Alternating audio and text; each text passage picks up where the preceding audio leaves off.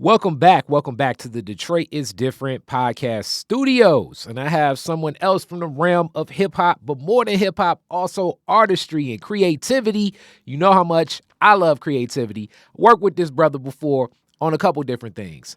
And the pen game, when it comes to comedy, that's something he does. When it comes to comic books, that's kind of a connection. When it comes to writing rhymes, and I'm talking about like raps that we appreciate. If you grew up in our era, you would love this brother. Cliffnote, how you feeling, my brother? Good, man. Thanks for having me, brother. Yeah, man. It's been a to-do for a minute. Yeah, man. Had a couple hang-ups on the last schedule. Yeah, man. It be like that. It be like that. Now you in the throes of winter. It was been the summertime, but now, man, this winter is kicking my ass. Can I cuss on here? Yeah, man, it's free. This winter is kicking my ass. Woo. I ain't feeling it. It's cold as a motherfucker.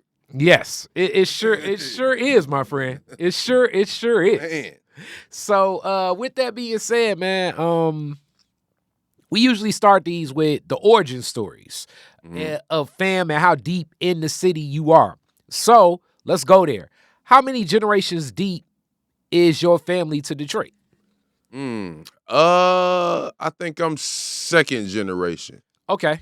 My grandma moved here. My grandma and grandfather moved here from Mississippi.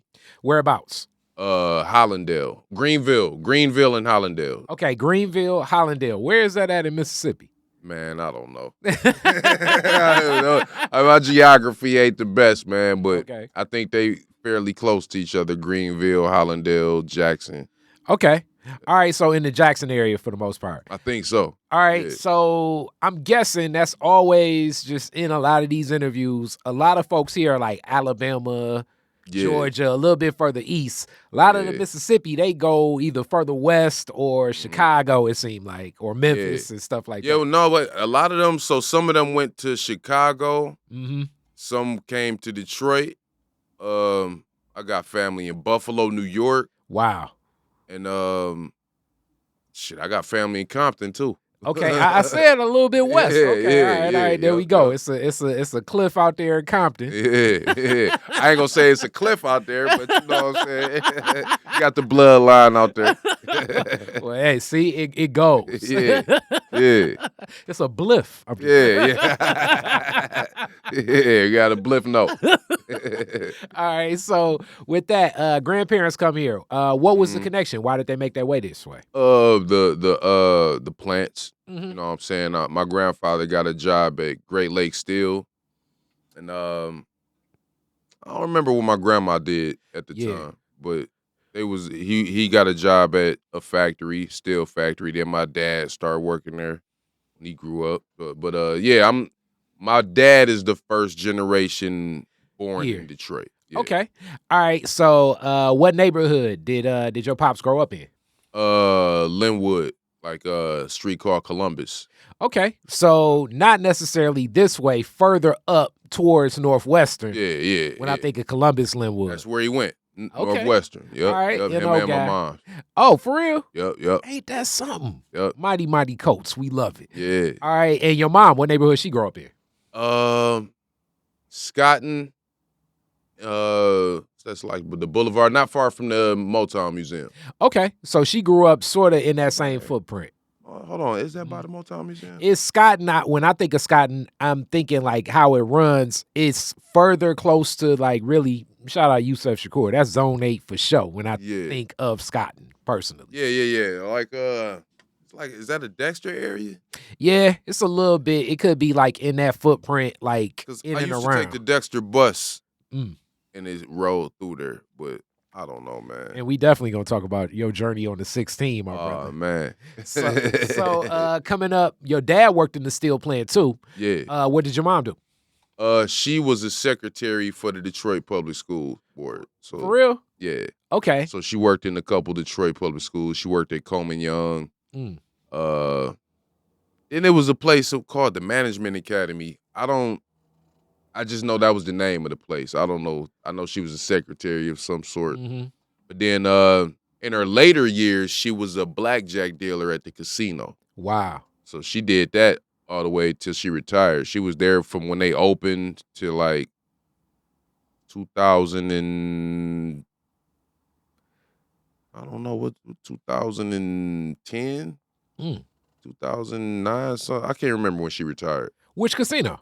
MGM. Okay, all right, that's something. No, yeah. MGM. Yep. So that means your mom's background check was impeccable. Oh yeah. She kept it clean. On paper. There we go.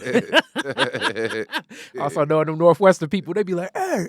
It's like, no bet, cuz. Yeah.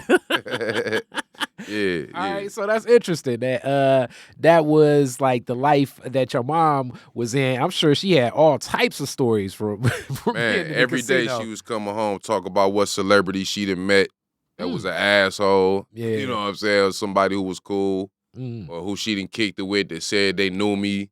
Okay. Like, I remember I introduced her to Proof. She's like, I know this nigga. Like, damn. He done lost 10 over here. Yeah. It's like, Allen Iverson is so goddamn ignorant. No wonder they ain't doing shit on the Pistons. Hilarious. You know, he be in the casino gambling all day when he supposed to be in practice. That was one of those Detroit stories about Allen Iverson's stint here in the Pistons, which, as an Iverson fan, his best years were not. It's not here. No, nah, by no means. Nah. But he did spend a lot of time at the casino. He definitely invested in the casinos. Yes. So, all right. So in that arc, you growing up, where did you grow up? I grew up on 6 Mile, West Side, Bronx.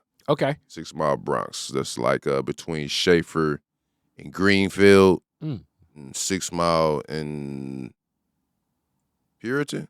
Okay. All right, so in that neighborhood, I would consider I'd like to kind of know neighborhoods by the high school you would go to.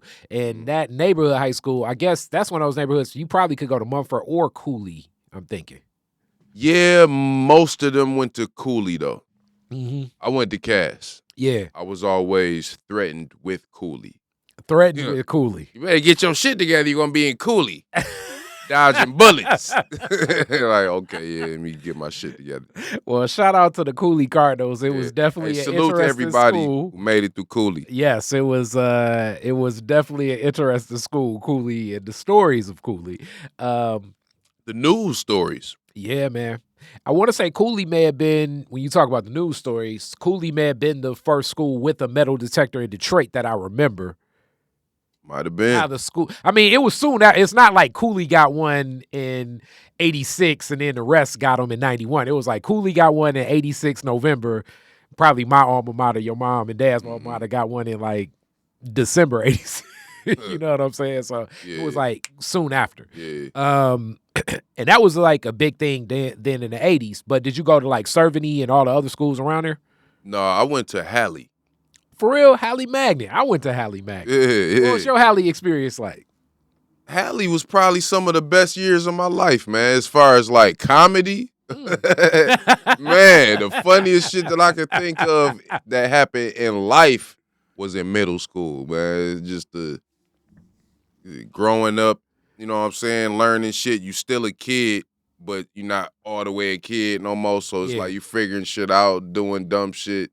Yeah, middle school was a good time, man. I ain't gonna lie. So I can explain it. You went to Cass, which is, as they consider, like a school you test into, school of choice of a high school. But Halley was, in a lot of ways, Halley and Bates Academy would be like the middle school schools of choice. Yeah. Halley, you could. The thing is, you didn't have to wear a uniform. I like Bates. Right. And I went to Halley as well. And it was an interesting mix of people from Sherwood Forest, definitely was going there. And like and then like a lot of educators sent their kids there. Yeah. So like I'm guessing because your mom kind of knew already what was going on with Halley. And a couple different like, prominent business people kind of sent their kids to Halley. It was interesting. I was always getting into God knows what trouble at Halley, personally. I did for sure. But the thing is, you remember Miss Garrett? Miss Garrett, I do not remember Miss Garrett. Shout out Miss Garrett, but her and my mom went to high school together. And that was the reason why I went to Halle, because Miss Garrett was like, if you send him here, I can give him a ride home. Oh, Because okay. my mom's ain't wanted me to catch the bus. You know what I'm Mm. saying? So she was like, if you can give him a ride home every day, then you can go to Halle. So that's where I wound up going. Yeah, from Halle, I remember Miss Sneed, Miss Wright, Sneed. Miss Shelby. You remember Miss Fordham? I do remember Miss Fordham. All right, I'm gonna just leave it at that. Hilarious. Miss Fordham was very attractive for all the boys. God. Hey, salute to Miss Fordham. I know she probably married. I'm married too, so you know what I'm saying. Salute to Miss Fordham. Miss Fordham, Miss Canty. Oh, yeah, Miss Canty was another. Miss Fordham was Miss the Miles, Miss Heckman. I remember a lot of those people at Halle, actually. Lord knows. I'm sure some of them remember me because I was like definitely derailing a lot of classwork. Hey, I wasn't derailing English. I did my English. All right. So at that point, and then drawing and artistry, what were you doing in artistry at that time as far as like developing your skill sets? In Halle? Mm-hmm. I don't know. At Halle, it was just more so just me doing it independently. I can't say they had the best art program, so like the art teachers didn't really, they ain't really help much. I will say in elementary school, I had a teacher named Miss Iglesias, and I never forget. Like she used to like pull me to the side from the class while everybody else was doing their work and let me paint.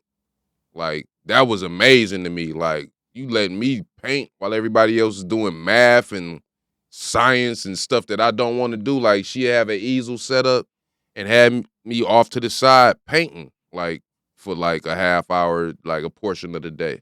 Like I was amazed by that. I'm still tripping. Like, how did you get away with that? All right, what school? Saint Scholastica. Okay, so at that school, and I'm sure the other kids was looking like, why he get to do that? Yeah. I mean, I don't know. They might have understood because I did draw like better than most of the kids, probably all of them kids, and because they wasn't into art. But me being an only child, street lights come on. I'm in the crib. It's only one TV. My pops is watching some shit while I want to watch Fat Albert or something. I'm stuck with my sketchbook. You know what I'm saying? That's all I got. So I had to be as creative as I could on that paper, man. All right, so a lot of this was just self-taught early on, and then even when you're getting the paint in elementary, did she show you like any techniques or anything like that, or it was just one of those things where you just go for it? I felt like she tried to show me some techniques, but it was more about just letting me do my thing and figuring stuff out. Like I had never painted before per se. So she was like, here, take these paintbrushes and try this out. You know what I'm saying? So she introduced me to painting without me having to be like, Dad, can you buy me some acrylic? Can you buy me some water? You know what I'm saying? She introduced me to it so I knew what to do before asking my parents what to get me. Yeah. All right, so I'm guessing these years are like your dad watching, and I can only imagine the 80s TV. Your dad watching In the Heat of the Night. Man, my dad wasn't watching nothing but basketball. Basketball and football. You know what I'm saying? All sports, man. And I ain't mad at that now, but as a kid, when you want to watch Fat Albert, Different Strokes, Webster, you know what I'm saying? And he come in the middle of the shit to turn on the Pistons. Like, man, fuck the Pistons, man. I don't want to watch that shit right now. This is a very special episode. Arnold just got kidnapped. I don't know what the fuck about to happen. I gotta see the Pistons. You gotta watch Kelly Tripucka. Yeah. He ain't got no good defense. All right, so there we go. So as this is like developing, when do you recognize that you're a lot better than some of the other like people you know? Like when do you recognize that this skill is a talent? It might have been from the beginning because I remember drawing Sesame Street characters and my mom being like, "You ain't do that. Do it again." I draw it again and she be like, "Damn," you know what I'm saying? So like my parents' reaction to my stuff was when I knew I was probably pretty good at it. But then going to school and seeing that it just wasn't a thing that everybody could do, I always was like, oh, okay, I'm different. Okay. All right. So now I guess we get into that journey. CT. Why'd you choose Cass? My mama chose Cass. I honestly didn't care. I was like, whatever. Anything but Cooley. Yeah, anything but cool. Honestly, at the time, I wouldn't have minded going to Cooley. Like, I didn't know how fucked up it was. You know what I'm saying? I just knew a lot of my friends was going there, and it's right down the street. So I wouldn't have minded, but my mom wasn't having it. Okay. All right. So Cass Tech, what was Cass like? I noticed the old Cass. What do you remember about starting there? I remember being a big ass school and me being like just little. You know what I'm saying? I hadn't had my growth spurt yet. Everybody seemed huge. I remember I had on an Airbrush shirt with a picture of me on it. And I hadn't cut my high top all the way yet. I didn't want to quite let it go. So I had like what Tupac had going on in Juice, kind of. You know what I'm saying? And what year this? This is like 94, 93, Okay. 93, 94 year. So this was around the era where nobody necessarily said cut it, but it was it was an implicit you need to let the box It's like you might want to get rid of that shit. I cut it down dramatically, but I didn't want to cut it all the way off. And I remember just motherfuckers laughing at me. I'm like, and I don't know what they was laughing at particularly. Was it the shirt that I had on, airbrushed with me on it? Was it the high top, almost high top Steve Harvey the shit I had going on?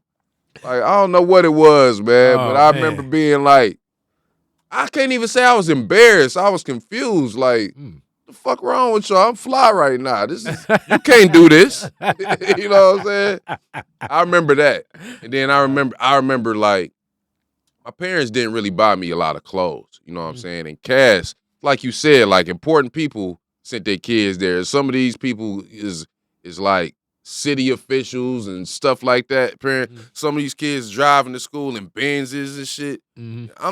I'm from 6 Mile, you know what I'm saying? And my parents didn't buy me a lot of clothes. So that's when I learned comedy, because every lunch session, I was getting roasted. Wow. Some young ass clothes, and you had that on yesterday, and you know what I'm saying? So I went to the crib one day and just wrote fucked up shit about everybody who was talking shit about me. Like, oh, this nigga, mama probably this, that, and the third. Or this nigga look like blah, blah, blah. And I came back the next day and just waited for the first person to say something and went crazy.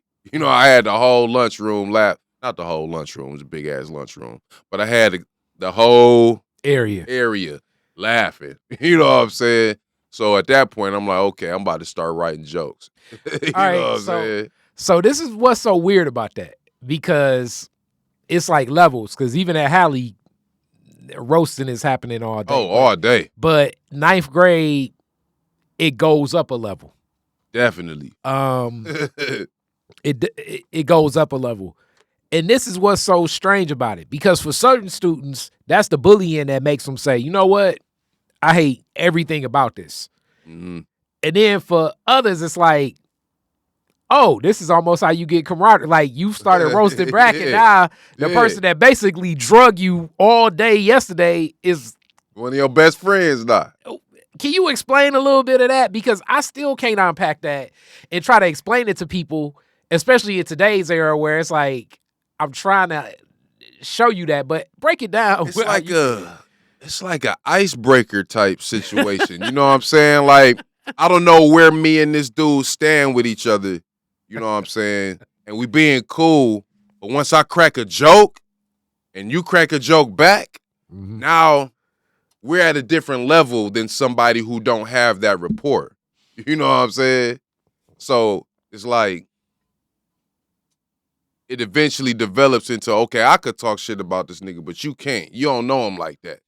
You know what I'm saying? It's weird, and I like how you broke that down, because it's so strange, because for certain people, I know it break them, but for others, it bring them together. Yeah. And in any, especially in our community, because I think it's so little, we talking about people for everything. If you got money, if you broke, if you fat, if you skinny, if you tall, if you short, if you new clothes, old clothes. You know what I'm Yeah. saying? Because like you'll be like, oh man, I'm coming in fresh to death Yeah. fly. And it's like, look at him with that new shirt. You think you gonna get her? And then it's like, Right.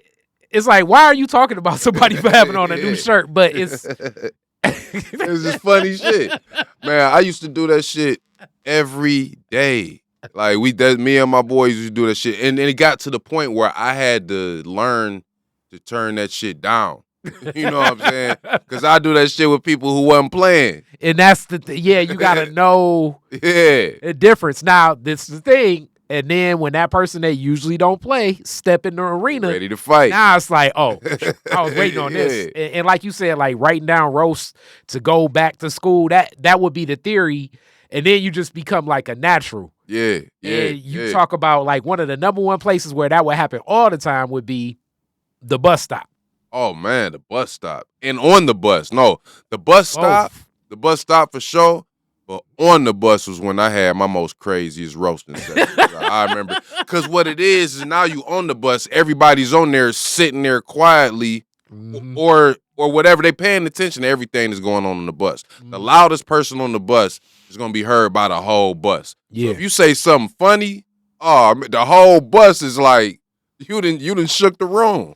Yeah, especially if you get like the older person that's taking it. Like if you get the old lady to laugh, it's like yeah, like you even got the old lady laughing at you, dog. Man, we used to be roasting each other like crazy on the bus. And see, the thing is, I didn't even have to take the bus. I always had my parents was like, "I'll come pick you up." I'm like, no, I'll take the bus. I'm gonna take the bus. I'm gonna take the bus. All right, so in that. We can kind of stay there a little bit. What bus was you taking? So I used to take the Dexter bus. I used to have to take two buses. I remember the Dexter bus being one of them. All right. Now, being at Cass from Dexter, this is what a lot of people always say. Because this the other thing. When you take the bus and you going across town, like when I was at King coming over before Northwestern, it's like you start on the bus, you with all your people from your school. Right. And then slowly but surely, they dwindle away. Yeah. And you passing by Murray Wright. And the Murray Wright kids. Yeah. Then you pass by Northwestern. Then you pass by Central. Then you pass by, the further you go on that bus route, especially if you on 6 Mile, you had iterations of like. Yeah, you the only one from Cass. Yeah, for sure. Yeah, I definitely had them moments. Yeah, and then the people from the other school want to roast you too. Yeah. You know what I'm saying? See, I always I never was one of them that's like, hey, I go to Cass. Hey, I go to Cass. Like it was just you didn't know where I went. I'm just on here. Yep. Okay. All right. So now let's talk a little bit about CT in the art program there. I'm guessing you chose art there, or what was your discipline?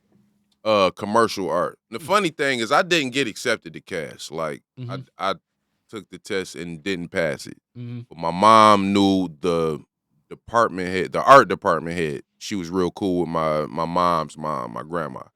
And she saw my portfolio and was like, we'll let you in as long as you keep your grades up. We won't kick you out. So I was in there, but I had to make sure not to. Well, my grades did slip, and I was on probation, but they didn't kick me out. I was winning a lot of poster contests, so it was like they kept me. So the commercial art there at Cass, and many people through that, our homie Sterling. Shout out Sterling. Yes, sir. One of those people in that. What were you learning there at Cass about art, and how did you take to that program? One of the first things I learned was lettering. Shout out to Miss Smith. She was one of the first classes that I had. And she's Monica Blair's mom, by the way. But she taught me lettering, and from that point I started using what I learned from that and applying it to graffiti. I started airbrushing around that time. Well, I started airbrushing a little bit before that, but getting more into it around that time. Mr. Smith, he taught a lot, perspective. I don't know. I can't really put my finger on what specifically I learned from there, but the poster contest is where I really started getting my skills up. What's the poster contest?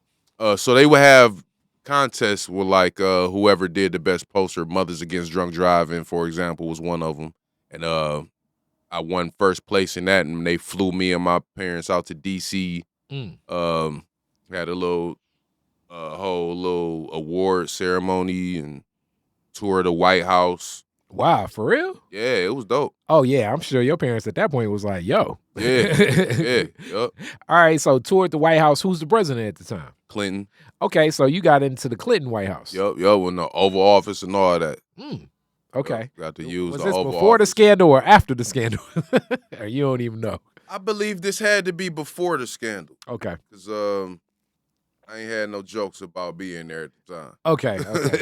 Yeah. All right. So just seeing what opportunity art could do, not just for you, but family itself, how do you think that impacted your thought process moving forward at the time? Oh, it definitely made me take it serious. And, because around that time I had won another poster contest, Denounce the 40 ounce. You remember that campaign? Shout out Alberta Tinsley Talabi, Mac Alive, and all the work she was doing. Yep. So let me give some context to that for people that don't know. Not me and Cliff's generation per se, but the guys that were maybe like 10 years older than us, maybe 5 to 10 or whatever. I don't know. Like dudes that were like late generation X that were black was drinking malt liquor left and right. And malt liquor, God knows, I don't know what's in malt liquor, but it was a lot of just embalming fluid. Yeah, it was Now, and around the early 90s to mid 90s, campaigns about like, let's take malt liquor away from the community are going simultaneously as like rappers are like, malt liquor advertising is big with rappers. Like I remember the whole St. Ives campaign with the, it's like, man, I want that tape, with Snoop and all that. Hey, I still want that tape. It was some classics on there. Went to the corner store. You know what I'm looking for. St. Ives. You see how the marketing impacted kids? Yeah, I'm like 11. I know. Like, just hit the corner store. You know what I'm looking for. St. Ives. Also, like when you walk in most liquor stores at the time, it'd be like the finest woman, like with Red Bull or Crazy Horse or then they had the special brew. Yeah, Red Man and Method Man advertising the St. Ives special brew. Like, I want that juice. They had Tupac special brew commercial. You be watching Rap City and then Tupac be in the casino rolling dice and then you get the special brew. It's like, oh man. That was crazy. Now, with this, obviously this is marketing to kids, but it's acting like it's not marketing to kids. Right. And simultaneously, like it's like a growth, especially around what Alberta was doing about denouncing the 40 ounce. So it's a whole campaign about like, let's get rid of the 40 ounces. And you were connected to that. Mm-hmm. And I also want to uplift, this is the other weird thing about malt liquor. Malt liquor is disgusting. Nasty. And it'll flip your stomach. And this was the weirdest thing about them dudes. Them dudes would be playing basketball, drinking malt liquor like it was Gatorade. So I don't understand. That was crazy. Yeah, like 1988, if you went to the court on Dexter or Homer, it would be like it'd be like a line of 40s to the side where they drinking 40 ounces of malt liquor. 40s and hooping. For real. That was a regular thing. Yes. Yeah, I mean, you kind of see it in Ice Cube's Today Was a Good Day, because he's like, when he's like, hit a triple double and then like, all right, I just got to take people back to that era where it was like, I don't know what this is now.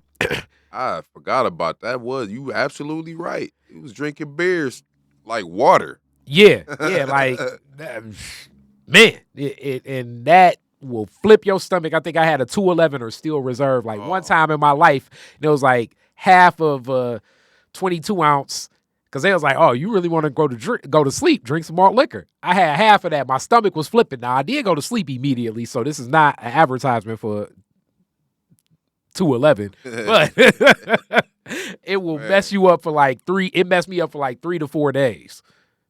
Yeah. Disgusting. So you did a campaign poster for that and won that as well. Yep. And I got my first what I considered a big check at the time. I think I got like $800. Wow. I was like, damn. And then $800 a kid. What grade you in? 16. Oh, 16, $800 in that era, mid-90s. Yeah. That was like $10,000. Yeah, I'm about to ball out. I'm about to go to the mall and act stupid. That's what I did. Okay. Now, in the same art, airbrush. You already said that you connected to airbrushing earlier. What was your connection? How did you buy your equipment? How did you get interested? 91, Belle Biv DeVoe had a video out called Do Me. And Michael Bivins had on these cold ass airbrushed overalls. They was always wearing airbrush shit. Yeah. I told my dad, like, I want one of them, some of them airbrush overalls. He like, bet you get a good report card, get you some overalls, take you up to this spot called Kingpin. Where was Kingpin? Kingpin was an airbrush shop on 7 Mile, right next to the hip hop shop, actually. Okay. And, 7 Mile in Greenfield. And it was a dude who owned the spot named Reggie. Now I remember I had airbrushed a shirt with my cell phone and holding a couple bags of money, said cream, casuals, everything around me. You know what I'm saying? I'm thinking it's dope. So I'm like, yeah, I'm gonna show this to him. He gonna give me a job at the airbrush shop. My dad take me up there. And I'm actually, I fast forwarded the story because you asked me what made me get the airbrush. What made me get the airbrush was seeing those overalls, and my dad said, I'll get you some. When he took me to get them, they told him how much it was going to cost. And he was like, I'm going to just buy you an airbrush. Fuck that. That shit costs too much. That's hilarious. That's dad wisdom like ever. Yeah. Now, you can make your own damn jeans. So I did that. And at that point, I'm like, oh, shit, I can get a job in the airbrush shop. I'm sweet. And that's when he take me up to Kingpin again. And I show dude my shirt with cream, casuals, everything around me. He like, man, look at that. And look at this.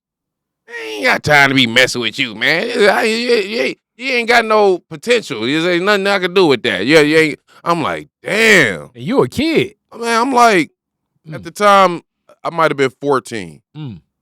I was mad as hell, though. Yeah, I was going to say, yeah, as a kid, that's going to be like. I'm like, damn, I ain't shit. I'm whack. Damn. You know what I'm saying? I'm like, I really stopped airbrushing for a minute after that. I was like, fuck this. But I had a shirt that I did with Chucky coming out of a Jack in the Box, cutting the Jack in the Box head off. But I made Chucky black and gave him dreadlocks and all that. I'm like, nah, this shirt's sweet. And I'm in Cass at the time. Now, mind you, this is 10th grade. And it was a 9th grade girl her family stayed down the street from me. Me and her started kicking it. Her mom take a liking to me. And she like, you talented. I know somebody who airbrushes that'll probably get you on point. So she introduces me to a dude named Felly. We had a shop called Another Level on 6 Mile and Evergreen. Right? By same block as Chauncey's Records. And he showed, I showed him the shirt, my Chucky shirt, which I realized now was whack. But at the time, I'm thinking it's sweet. And instead of him doing what Reggie did at Kingpin, he like, I can get you there. That ain't, you got potential. I can get you there. I'm like, all right, bet. Because I see what he did. And I'm like, yeah, I want to be like that. I want to do all that you doing. Like, I can get you there. And I started working with him, and the rest is history. I wound up getting good. All right. So during this time, so you're connecting there and in school kind of working. Where you at with the other art form I'm connected with you on in hip hop? Man, so it's like the only child thing again. Like when the street lights came on, I had to go to the crib and entertain myself best way I could. I had my sketchbook and my notebook. You know what I'm saying? If I got tired of drawing, I could write something. I was writing stories to do comic books and stuff like that. Then music was always playing. And one of my favorite songs, King of Rock. I'm the king of rock. And, you know what I'm saying? So I didn't know all the words. So I'm like, I ain't got shit to do. I'm about to sit and listen to this shit word for word and write it down. When I did that, saw how simple it was, I'm like, man, I can do this shit. I started writing raps. I was 6 years old. You know what I'm saying? Sure. I'm sure DMC would feel differently. Yeah, I mean, you know, I'm just messing hey, with you. no disrespect to Run DMC, but my 6-year-old mind felt like, hey, I can do this. All right. So when do you start sharing your rap talent? When do you start rapping for other people? So in school, I was always rapping for the other kids. I ain't really do it for my parents like that because then it turned into the hey, do the thing you was just doing for the whole family at every family gathering. So my parents really didn't even know what I did as far as music because I didn't want to be the family's entertainment. You know what I'm saying? On Thanksgiving and all that. So as you're doing this, are you just always like writing, remembering your rhyme, and then spitting it, or are you? Because I know you can freestyle as well. When do you develop the skill set of freestyling? And let me break this down once again for everybody to know. Me and Cliff are kind of in that same era where to us a freestyle means it's completely improvisation. That does not mean that I wrote the rhyme down, I remember it, and I rap it. That's what we call a written. Right. Somewhere in 2009 or something, written rhymes became freestyles just because they were one verse. That's one written. My bad. Yeah. It's interesting how they define freestyle now, but yeah, it was all off the top of the dome back then. Yeah. I started freestyling going to the hip hop shop and seeing Proof doing that shit. I was like, damn, he just did that just looking at shit that's going on here. All right, and now we gotta shout out P, love P, the best freestyler I've ever seen, and many people will tell you that. Period. Like, you thought you could freestyle, and then it's like, nah. Yeah, he was different. Tell one of your P stories just because we're freestyling. Man, I mean, it's so many of them. Just seeing them at the hip hop shop, just off the top of the head, freestyling, cooking people, battling, and all that. But I think the one that stands out in my mind the most, me and DJ House Shoes used to do a open mic at this spot on 8 Mile and Telegraph called the Cactus Lounge. No, actually, it was called Papachino's at the time. That became Cactus. That became Buddha. Yeah. I mean, no, Buddha was down the street. I don't know why I thought Buddha in that. Yeah, Buddha was on Lasher. But Lasher and 8 Mile, but the Cactus Lounge was on 8 Mile and Telegraph. Actually, it became the Cactus Lounge when me and House Shoes was doing it. And I remember seeing Proof the night before at Northern Lights. And I'm like, me and Shoes is doing the open mic tomorrow, man. You know what I'm saying? Just come through, support. He like, all right, yeah, bet I'll be there. He come through, and him and his whole crew. And when he come in, it's a dude on the mic rapping. And this is an open mic freestyle shit. So the dude on the mic rapping see Proof walk in. Like, oh, shout out to Proof and blah, blah, blah, whatever. I don't know what he said. But Proof just heard his name, was like, oh, fuck that. I'm about to cook this nigga. Hey, dog.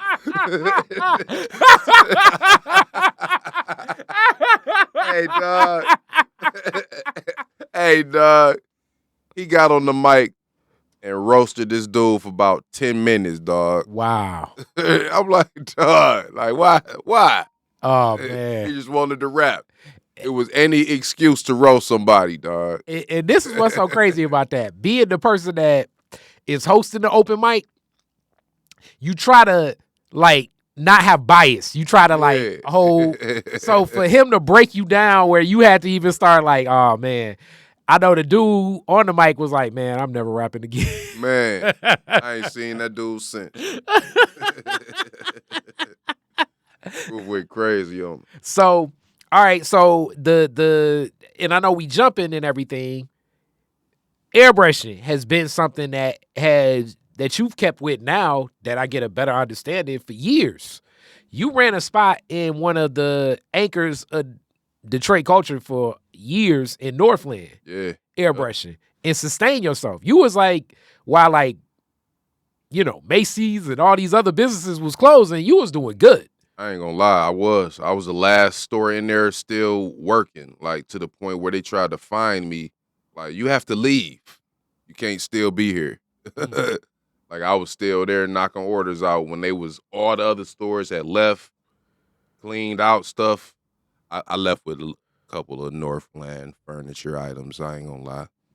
There you go. I can Well, tell yeah, y'all that that's now. how you got paid for the fine. There you go. Yeah, It yeah, all yeah, balances. yeah. So within it and statute of limitations.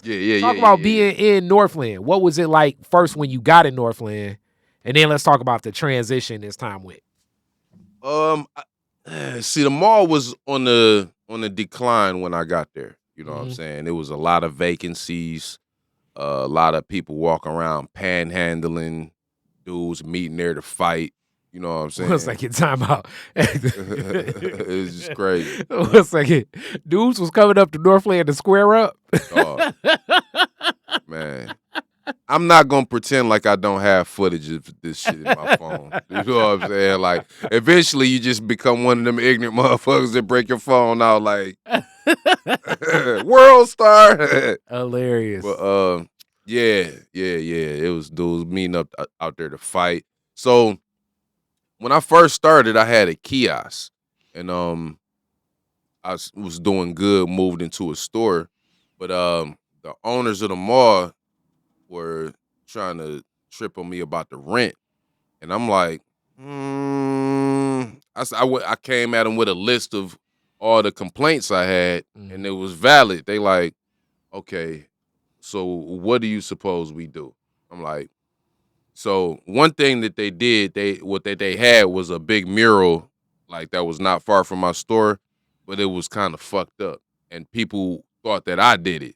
So I tell them like, y'all gotta let me paint over that, because every time I give my price for a portrait or something, people looking at that mural like, why would I pay you that? You know what I'm saying?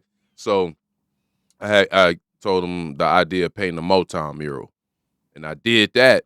And when I did that, a lot of people were coming to the mall just to see the mural and then leaving. Like schools was having field trips to the mall, looking at the mural, talking about Motown, and then leaving. So I tell mall management, like, imagine if you had these murals all throughout the mall. People would have no choice but to walk through the mall and possibly wind up shopping at these businesses. They're like, you know what? That's a good idea. So what would you charge us for that? Well, just don't charge me rent anymore. Nah, I got you. That's what I did.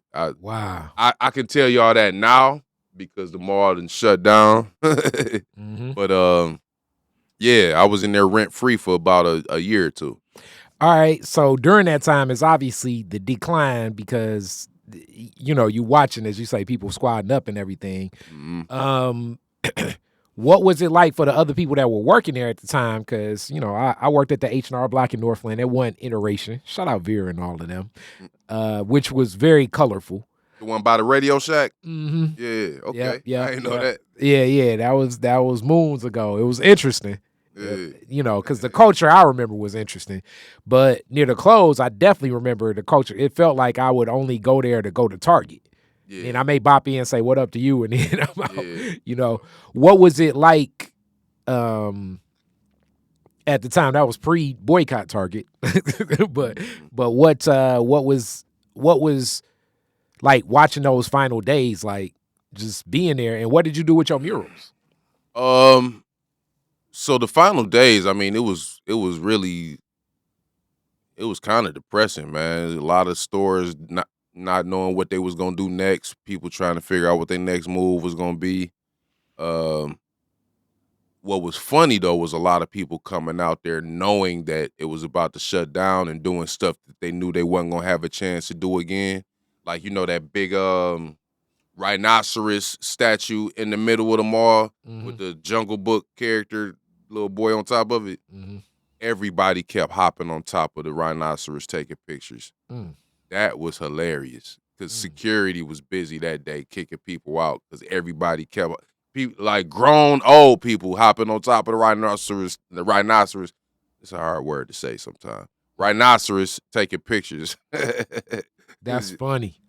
So it's almost like they kicking out this person, then the next person jump somebody on, else jumping, and then they kick out that person, then the next person jump on. Yeah, that was happening all day that last week, man. But I mean, it was just one of them things where it's like the end of an era. Like Northland Mall might have been like the first mall in the world, wasn't it? It was, yeah. So from there, you take your business, Aired Out Customs, and where do you go? What was your thought process and pivot with that? And then also during this time, like I say, the music and the airbrushing are like hand in hand. I forgot to say what happened with the mural. My bad, because you did ask me that. So the mural was done on a wall that separated J.C. Penney from the rest of the mall. Mm-hmm. J.C. Penney had shut down, and they put up this long sheet of drywall. It's like 48 feet wide, maybe 12 feet high. And I painted that whole thing with the Motown mural. So when it came down to they about to shut the mall down, tear it down, I'm like, I don't want them to destroy the mural. So I did a GoFundMe campaign to raise money to cut the mural out of the wall and have it transported and stored somewhere. So I just had to figure out who was gonna get it. Called the Motown Museum repeatedly. They just wasn't interested. Mm-hmm. So I called the mayor of Southfield. Well, actually, the mayor of Southfield reached out to me and said that he wanted it. So it wound up going to the Southfield Municipal Building. Wow. Yep. So if you go to the mayor's office in Southfield, you'll see the Motown mural. But it's in sections though, because they had to cut it because it was so big. Yeah, and some of it did get destroyed in the transportation process. So, but it's in sections throughout the municipal building. Interesting. Yeah. And great story of Detroit history with that too. Yeah. So hip hop, Aired Out Customs, same time. How you balancing both, and what's your take on it? I just kind of try to combine the two as much as I can. Like I do some artwork and do a video of me doing the artwork and then add music to the video. So I don't know. I mean, I don't know how I balance it, man. I'm still working on balancing it. And it's so interesting because one of the coolest things I always think, and you may say this or people may think this about me, is you seem so driven by creativity that you're moving in spaces where you can be most creative, which I think is so dope. Like even when we did, and Lord knows this idea is like a couple years back, I had this idea for a character because people were so serious into the spoken word scene. I was like, and people were making everything trap. It was like trap, you know what I'm saying? Yeah, like trap taxes, trap vegan. Trap vegan and trap everything. You know what I'm saying? Trap jazz. Yeah. And I was like, okay, what if we have a guy called Trap Poet? Yeah. And my man fronted me a key. He was on 7 Mile, wanted to see what I would do with it. By the time I got to 6 Mile, I was through with it. And I was like, Cliff will pull this shit. Yeah. Yeah, we still got to do that movie, man. Still got to do that movie about like him and his kid, like because it's just like it was just in an era and arc, but just always creative. You know what I'm saying? Yeah. So like, I don't know how you stay so grounded in your creativity, but it's inspiring. Appreciate it, man. Especially like when I say it's like, you either got time or money, and the more time you have, I think we can pour into our creativity, but then you run out of money, and then other stuff starts like, not being as present. And as much as I try, as much as I'm moving on faith at times, especially like now, wintertime, bills is stack. You'd be like, you know what I'm saying? And making this move, making that move, making this move, making that move, and wanting to honor it. How do you stay so grounded in creativity and being willing to go into different ventures in animation, in video, in comedy, in so many ways where it's like, okay, these are vehicles to stay creative? It started with my parents, to be honest. Like a lot of times where a lot of people like, I need to do this because I don't have no cushion. My parents were always a cushion to where like, okay, try that out. You can stay with us to try that out until you get your shit together. And if it don't work, then you got to do something else.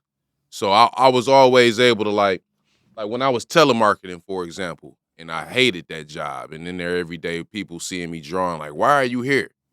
What made me comfortable with quitting was the fact that I knew that I could move back home with my parents until I figured it out. Mm. You know what I'm saying? So that always had me willing to, because now both my parents gone, I don't have that cushion anymore.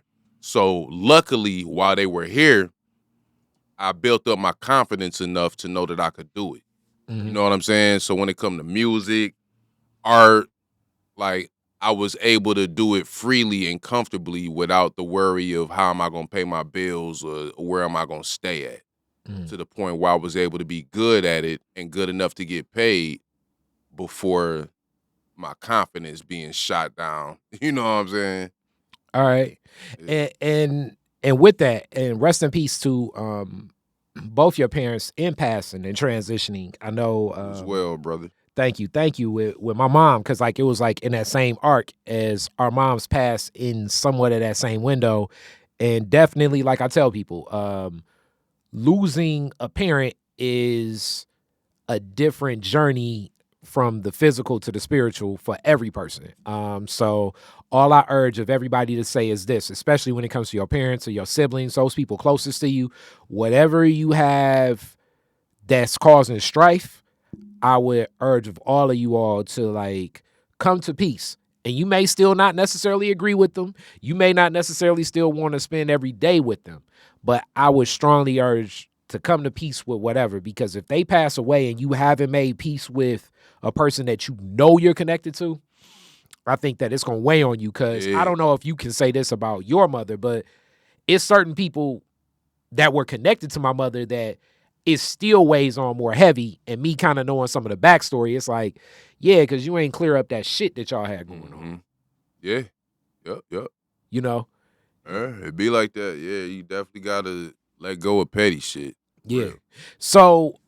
So now in that same arc, as you talk about like that cushion and knowing, you know, you got your daughter that's into creativity, your son that's into creativity, how you push as a parent creativity, your wife that's into creativity. How do you keep creative juice going for all the people so connected to you? Because naturally around you, I don't know how a person couldn't want to, you know, sing, dance, draw, paint. Like, I don't know how a person could be in your presence and just sit around and say, I just want to do things by the book. Yeah, it's just kind of natural with my family, man. I ain't gonna lie. Me and my wife kind of naturally connected. And I found out later that she was into painting and able to draw and all that, because she's so intimidated by what I do. She was just scared to show me. Then I saw her stuff like, damn, you dope. Yep. So the kids, they naturally, you know, they got it from us. So it's kind of just instilled in them just from being around us all the time. So it's just a creative family. And now I also understand your patience of teaching, because you've taught classes in art, because you go back to Reggie. Yeah. Reggie was hating. So Reggie was hating. And you don't want to break nobody's spirit like that. Because that's the other thing. You are always more motivating in that space. Oh, yeah. Yeah, I mean, you know what I'm saying? You never know where somebody can take their skill, you know what I'm saying? Even if they don't have it yet, you don't want to tell them they don't have no potential. Everybody got potential. You know what I'm saying? It's just everybody don't use it.